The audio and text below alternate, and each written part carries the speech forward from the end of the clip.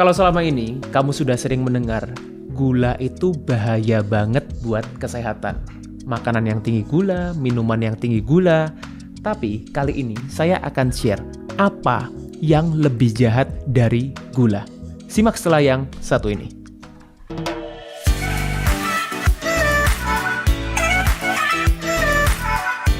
Oke, jadi sebelum masuk ke materinya, saya akan intro dulu, saya perkenalkan dulu yang ada di meja ini. Healthy Cook. Jadi Healthy Cook ini adalah provider makanan sehat yang berdomisili di Surabaya. Jadi ada cateringnya, juga ada cemilan-cemilan sehatnya juga. Spesialisasinya Healthy Cook ini adalah personalized healthy catering. Maksudnya gimana? Bukan healthy catering yang biasa, tapi juga bisa menyesuaikan dengan kebutuhan tiap orang perorangan. Sesuai goalnya, sesuai kondisi kesehatannya, yang disesuaikan dengan kebutuhan masing-masing individu. Oke, sekarang kita akan masuk ke materinya. Halo Sobat Sehat, jumpa lagi bersama dengan saya Dr. Hans di channel kesayangan kita SB30 Health episode Panas. Panduan nutrisi tanpa sensor. Dan kali ini saya akan share apa sih yang lebih jahat dari gula, tentunya untuk kesehatan kita secara overall. Tapi sebelumnya saya ingin mengajak Sobat Sehat untuk melihat sebetulnya apa sih faktor yang terbesar yang menyebabkan mortalitas atau kematian di dunia ini. Nah, jadi di sini nanti saya akan share juga ya linknya yang mungkin Sobat Sehat ingin cek lebih detail apa saja, karena di sini saya hanya menyampaikan beberapa faktor risiko yang paling besar.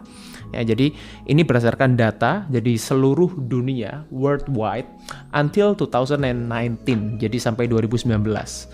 Yang pertama, mungkin sudah bisa menebak apa? Yes, hipertensi atau tekanan darah tinggi nih ya. Jadi ini nominalnya, bukan nominal ya, angka ya. Jadi angkanya itu mencapai 10,85 juta jiwa. Yang kedua adalah merokok. Itu 7,69 juta jiwa. Kemudian yang ketiga adalah polusi udara. Nah, mungkin lately, belakangan ini kita sering dengar sekali juga ya mengenai besarnya polusi udara di kota-kota metropolitan. Ini juga ternyata menyumbang kontribusi yang cukup besar juga untuk tingkat mortalitas atau kematian karena segala macam penyakit ini ya. Jadi polusi udara ini menempati 6,67 juta jiwa. Kemudian baru gula darah tinggi. Tuh. Jadi yang banyak sekali mungkin dikorelasikan dengan konsumsi tinggi gula tadi. 6,5 juta, menempati peringkat keempat. Kemudian juga obesitas, ini 5,02 juta jiwa.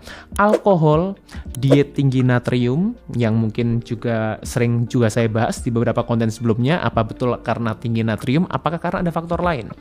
Kemudian juga berat bayi yang lahir rendah. Kemudian juga perokok pasif. Nah, jadi bukan cuma perokok yang aktif ya, perokok pasif pun ini juga cukup besar angkanya, 1,3 juta jiwa. Kemudian aktivitas seksual yang tidak aman, unsafe sexual activity, 0,98 juta jiwa. Kemudian penggunaan drug, 0,49 juta jiwa, dan lain-lain. Ini ya, ketika kita berbicara mengenai penyebab nomor satu, ya jadi tadi gula itu penyebab yang keempat urutannya ya. Di sini kita akan bahas mengenai penyebab nomor satu, hipertensi. Tuh ya. Jadi ketika kita berbicara mengenai hipertensi itu selama ini orang kan berpikir, oh itu penyakit darah tinggi. Bukan. Jadi hipertensi itu sebetulnya bukan penyakit, belum termasuk dalam kategori penyakit. Tapi apa? Hipertensi ini adalah faktor risiko. Ya, jadi bukan penyakitnya. Penyakitnya apa? Penyakitnya adalah stroke, kemudian penyakit jantung koroner itu. Ya, jadi itu adalah nama-nama penyakitnya, arteriosklerosis itu. Tapi kalau kita berbicara mengenai hipertensinya sendiri, itu adalah suatu faktor risiko. Itu adalah suatu penanda. Itu adalah suatu gejala yang diukur, yang bisa diukur itu ya.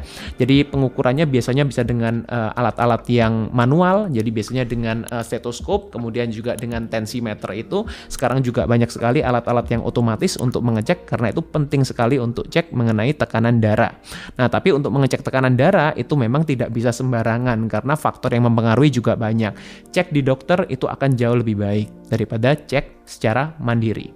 Hipertensi itu ada skalanya ya. Jadi based on JNC8 itu kita ada 3 kategori. Jadi normal, kemudian 4 kategori maksud saya. Normal, kemudian pre-hipertensi, kemudian stage 1 hipertensi dan stage 2 hipertensi. Jadi bisa dilihat di sini ya. Jadi angkanya sistole itu adalah yang batas atasnya, diastole itu yang batas bawahnya. Dikatakan pre itu kalau 120 sampai 139, batas bawahnya 80 sampai 89. Stage 1 itu kalau batas atasnya 140 sampai 159, kemudian diastolnya 90 sampai 99. Stage 2 ya ini yang sudah levelnya sudah tinggi adalah di atas 160 dan batas bawahnya di atas 100. Nah, tentunya ini juga dipengaruhi oleh usia juga. Jadi ini adalah untuk usia yang produktif, untuk usia yang sudah lansia memang relatif biasanya acuannya itu lebih tinggi dibandingkan yang usia produktif. Nah, kalau kita berbicara mengenai hipertensi sendiri, hipertensi itu sebetulnya tergolong dalam apa sih? Nah, hipertensi itu tergolong dalam yang namanya adalah sindroma metabolik atau metabolic syndrome yang juga sering saya bahas di video-video saya sebelum-sebelumnya. Penyebab utamanya, jadi ini bukan faktor risiko ya. Kalau kita bilang faktor risiko itu faktor yang memungkinkan terjadinya hipertensi banyak sekali ya, merokok, tadi kemudian obesitas, pola diet dan lain-lain. Tapi ketika kita berbicara kenapa sih orang itu kok bisa sampai tekanan darahnya tinggi?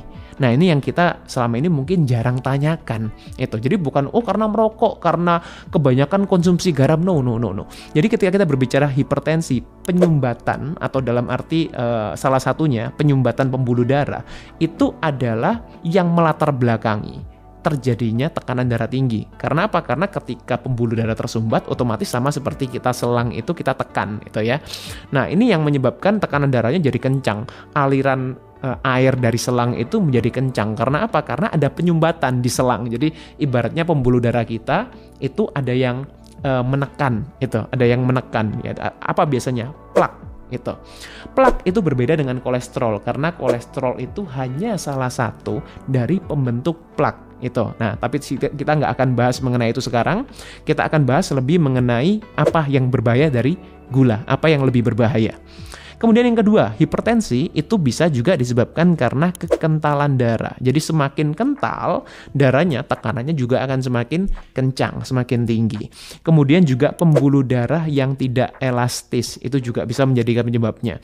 Dan juga banyak sekali masalah-masalah yang lain. Tapi dari semua yang saya sebutkan ini, sebetulnya ada satu penyebab yang paling mendasar. Sudah siap? Apa? Saya tuliskan ya, penyebabnya adalah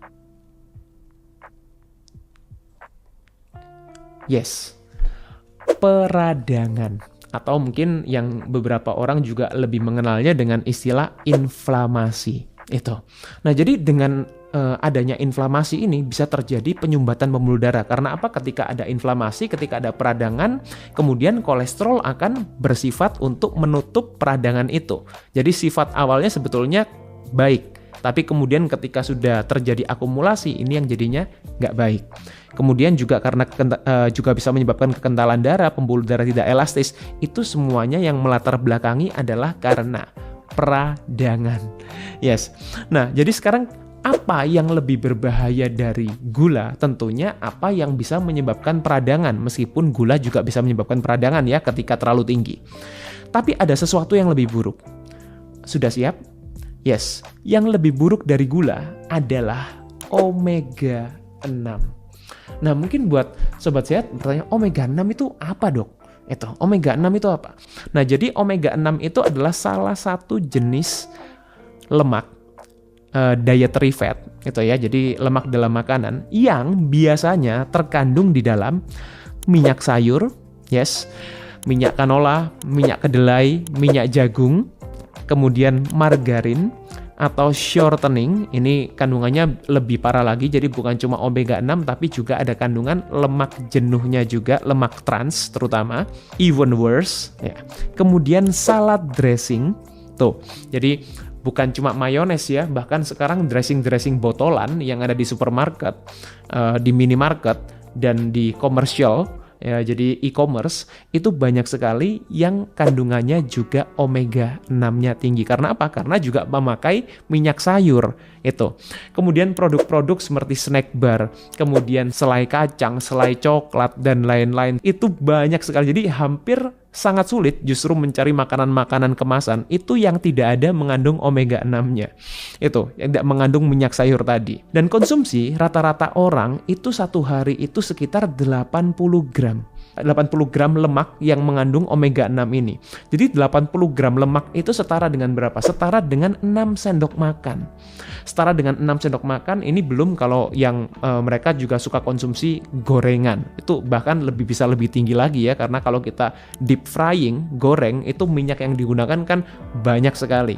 Ini setara 6 sendok makan, ini setara dengan 720 kalori. Jadi kalau kita equalkan dengan standar kebutuhan diet rata-rata orang yang selama ini dipakainya adalah 2000 kalori, ini setara dengan apa? Sepertiga total kalori harian. Bayangkan, sepertiga total kalori harian kita dipenuhi dari minyak atau omega 6 lemak yang menyebabkan tubuh kita mengalami peradangan.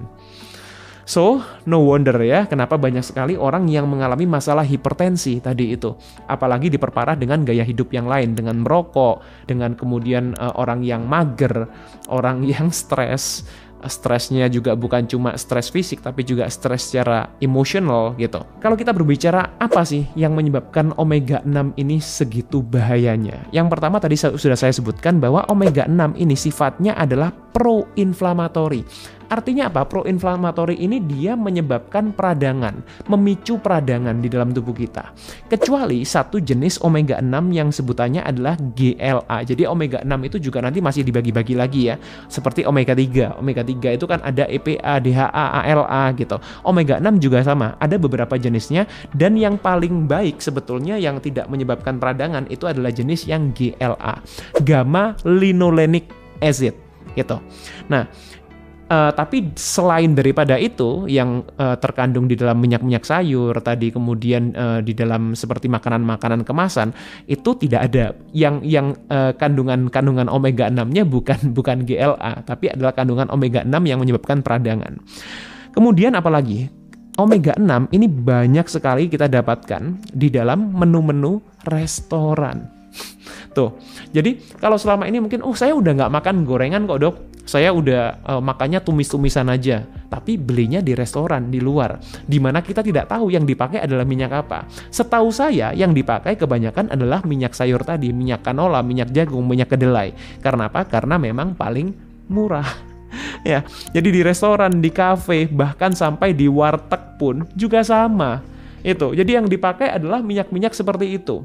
Belum lagi kalau dipakainya berulang kali, dipanaskan lagi, lemaknya akan semakin teroksidasi. Jadi yang awalnya memang sudah pemicu peradangan, diperparah lagi dengan dipanaskan berulang kali.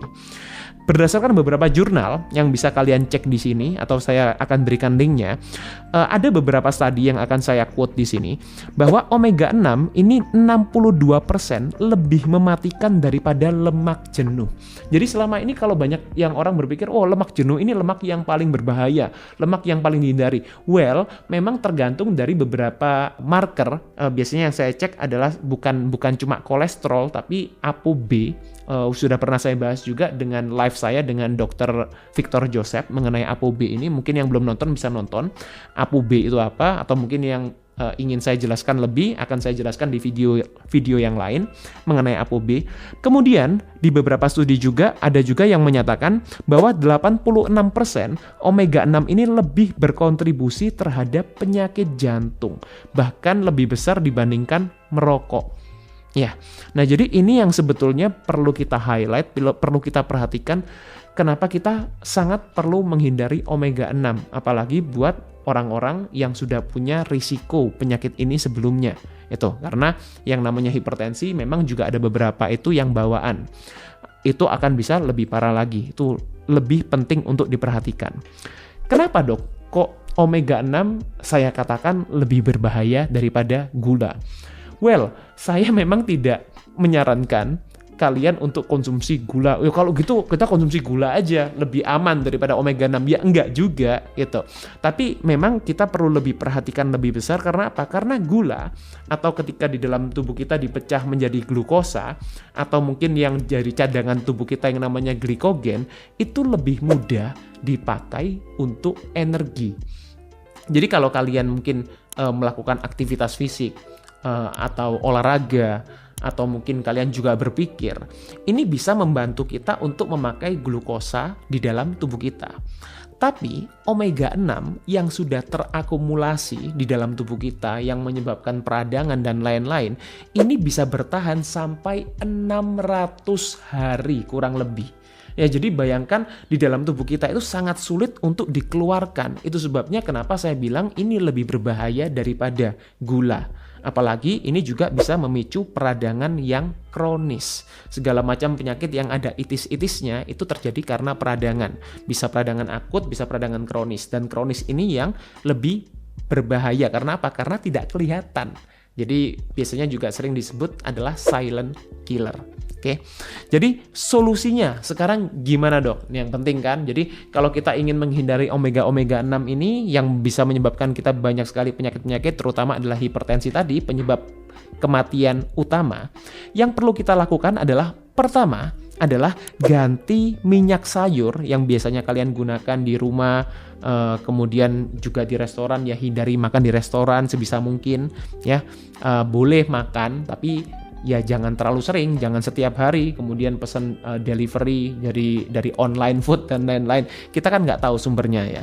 Ganti minyak sayur dengan olive oil atau coconut oil atau butter, ghee atau juga lemak natural. Jadi lemak natural itu apa? Lemak yang memang sudah terkandung natural dari makanan-makanan gitu, seperti hewani, kemudian juga nabati, juga ada lemak-lemak yang natural, bukan lemak yang diproses secara sintetis. Olive oil, coconut oil kalau bisa dapatkan yang extra virgin itu akan jauh lebih baik, tapi yang penting tidak di-refine.